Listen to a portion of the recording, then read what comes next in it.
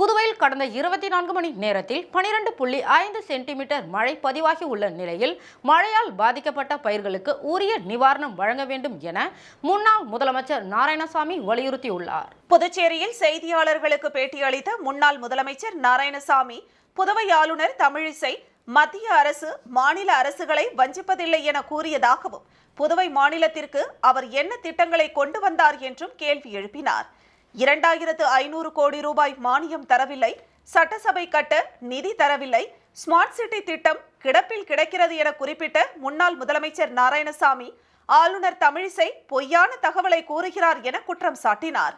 புதுவையில் கடந்த 24 மணி நேரத்தில் 12.5 சென்டிமீட்டர் மழை பதிவாகி உள்ளது என்று தெரிவித்த அவர், புதுவை காரைக்காலில் நெற்பயிர்கள் மழைநீரில் மூழ்கி பாதிக்கப்பட்டுள்ளதாகவும், விவசாயிகளுக்கு உரிய நிவாரணம் வழங்க அரசு நடவடிக்கை எடுக்க வேண்டும் என்றும் வலியுறுத்தினார். ப்ரீபெய்ட் மின்மீட்டர் திட்டத்தை மாநில அரசு திரும்ப பெற வேண்டும் என வலியுறுத்திய அவர், இந்த ஆட்சியில் பல்வேறு துறைகளில் ஊழல் நிறைந்துள்ளது என்றும், புதுவை ரவுடிகள் ராஜ்யம் என பெயர் பெற்றுள்ளது என்றும் குறிப்பிட்டார். ஆட்சியாளர்கள் ரவுடிகளுக்கு ஆதரவாக செயல்படுவதாகவும் முன்னாள் முதலமைச்சர் நாராயணசாமி குற்றம் சாட்டினார்.